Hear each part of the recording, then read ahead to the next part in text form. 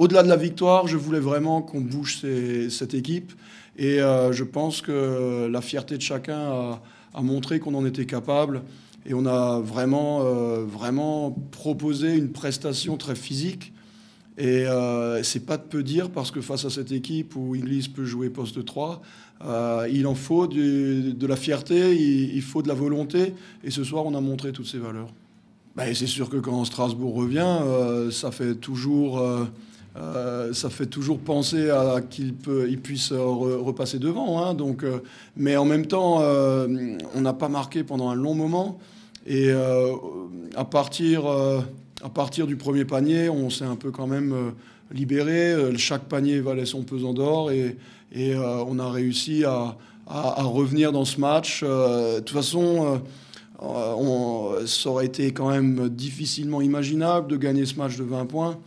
Donc automatiquement, une équipe comme Strasbourg a clairement toutes les capacités pour revenir dans n'importe quel match en Jeep League. Hein. Donc, mais on a su, tout comme à Limoges, faire face et trouver les ressources pour repousser l'adversaire et pour retrouver les solutions pour revenir dans ce match et rester consistant offensivement.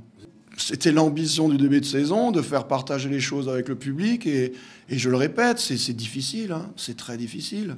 On travaille dur pour cela et quand ça arrive, on est tous très heureux pour le public et pour nous-mêmes. Donc on va continuer à avoir cette grande ambition qui va au-delà de gagner les matchs. C'est déjà très difficile de gagner les matchs, mais lorsqu'on a une communion comme ça avec tout le public de Châlons, on est très très heureux. Tout ce qu'on pouvait craindre est arrivé.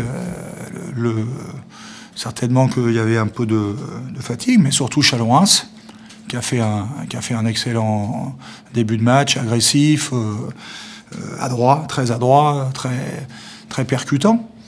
Et puis nous qui tendions la joue, voilà, on était vraiment endormis. Et puis Di a fait une deuxième mi-temps remarquable, mais il a fait une très petite première au début. Et là, effectivement, on avait zéro solution de rechange.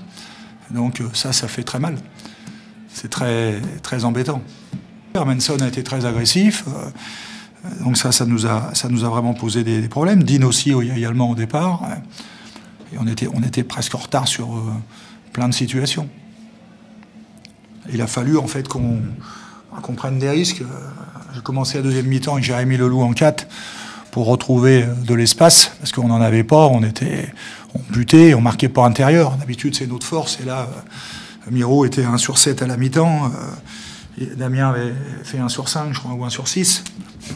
Donc on a décidé de jouer sur la vitesse et plus large. Et là, Di a été excellent à la manœuvre, à la fois dans la réalisation. Il est allé marquer des lay-ups, il a marqué des tirs extérieurs, et puis il en a fait marquer aux autres. Et on a trouvé des solutions, et ça s'est inversé. C'est-à-dire que tout d'un coup, c'est nous qui sommes devenus agressifs et qui avons fait reculer Châlons-Reims, alors que c'était l'inverse en première mi-temps. Donc ça aurait pu...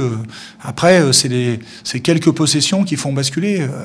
Voilà, le rebond offensif d'Ulmer qui leur permet de reprendre un peu d'oxygène.